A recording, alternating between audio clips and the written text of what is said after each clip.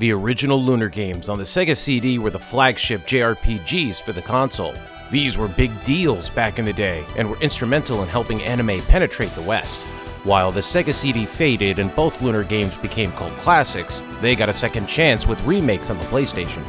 If you were a gamer during the mid-90s, you might have done a double take while browsing your electronics boutique if you came across copies of Lunar, Silver Star Story Complete, or its sequel, Eternal Blue Complete.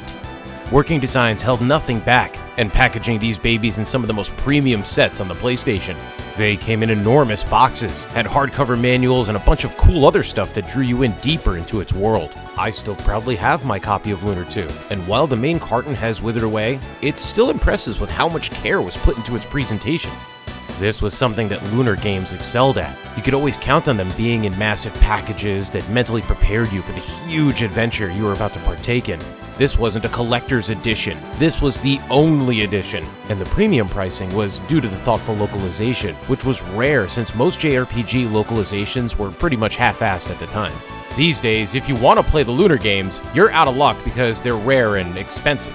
Thankfully, the boys at Gung Ho have compiled both titles into what promises to be remastered editions. How have these JRPGs aged since the early 90s? How have they been improved?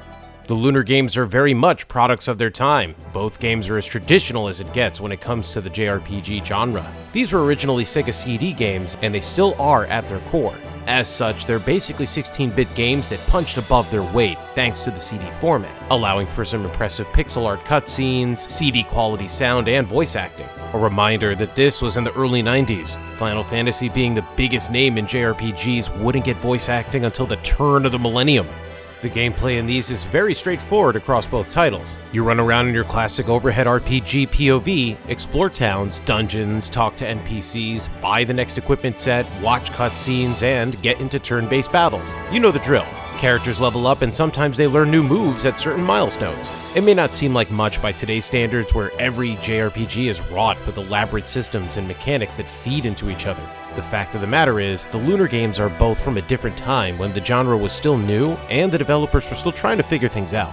The battle system in both Lunars have a semi-tactical element where melee attacks require characters to walk up to foes. Depending on their stats, if the fiend is too far, the attacker will run out of steam before reaching their target, and you'll have to wait until the next turn for an action. This mechanic applies to foes too, and the main strategy comes from weighing ranged or melee attacks. Spells will always be long-ranged, but cost MP, and some dungeons or bosses can be lengthy. The other mechanic to consider when battling is party member position in battle. Unlike in Final Fantasy where you have a front and back row, there is a grid of spaces to choose for placing characters. This is important when getting into a fight because having a melee guy in the back means more walking and that means missing turns. Yet it may be helpful to keep a fighter in the furthest reaches and play defense to lure foes while ranged attacks rain down. The biggest innovations that the Lunar games had were they didn't feature random encounters and displayed all party members on screen while traveling. Most of the time, even the biggest budgeted JRPGs couldn't render enemies on screen, and party members would always merge into the protagonist. The Lunar Remastered collection is adamantly traditional, and that's why it actually feels so refreshing. It is true, we've reached the other end of that bell curve now, and Lunar is innovative by virtue, by being so old school that it feels fresh again. As awesome as all those Xenoblade games are, the sheer density in the gameplay can be overstimulating and sensory overload after a while. Coming back to these games feels like going home for JRPG old heads. Despite their age, both titles are surprisingly forward-thinking in their design. The gameplay is streamlined compared to most JRPGs on the original PlayStation. Every party member fights, nobody gets benched. Other times, the story dictates who's in the party since this is a very story-focused JRPG. The stories for both games move quickly, and you aren't given much freedom to deviate from the main path. This is another example of these games being a product of their time, since side quests or mini-games in JRPGs were basically unheard of. The world maps in both games are designed to keep players focused, on a linear path, without any room to do much exploring. The lack of freedom may disappoint some players, but this isn't a small package here. Lunar Remastered Collection is two beefy JRPGs that add up to about 70 hours of gameplay. This isn't to say that there's no side quest to speak of. Both games backload the optional fun stuff. Gamers will need to make substantial progress in the first Lunar before they're free to do some of those side activities. The side quests in Lunar 2 are basically saved for the very end of the game, but are totally worth it, and are unlike any side content in any JRPG ever made. It's basically a playable epilogue where you can explore the world and see what everyone is up to after the end and find some cool stuff that connects events more directly to the prior game. Not only is the gameplay traditional, but these stories are too. Any weeb will feel right at home with the adventurous wind blowing in your hair, standing in a grassy field, traveling with your friends kind of shonen story.